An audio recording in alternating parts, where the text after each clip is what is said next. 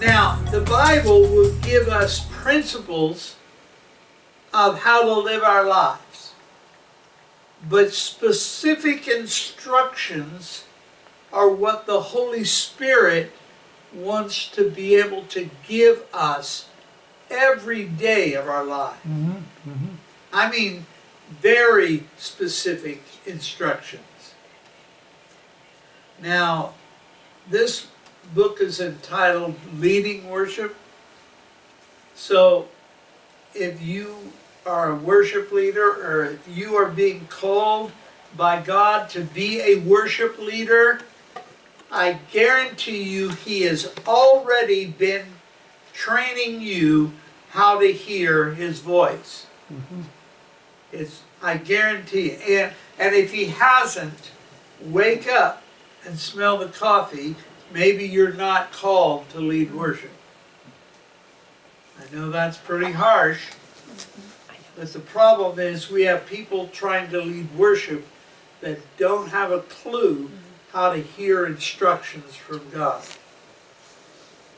You have to be able to learn how to hear from God. We talked about this last week, how that it's important that if, it doesn't matter if you've agonized over your worship list all week, it doesn't matter, because somebody could have shown up in church that God has been trying to get to come to church for a year, and He knows how that person needs to experience Him.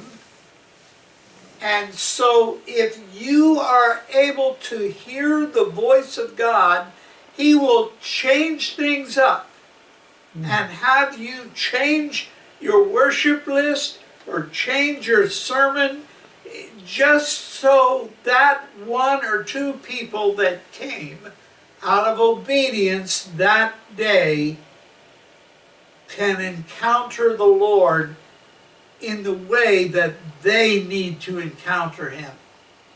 It's not about me as a worship leader, it's about the ones I am there to lead into the presence of God. And in order to do that, I have to be able to hear from God every moment of that service that I'm leading.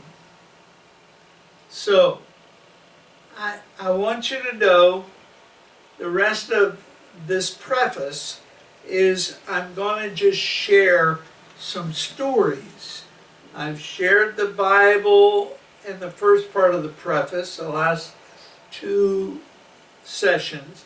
So tonight I'm going to just share some of the stories that the Lord used to teach me how to hear His voice.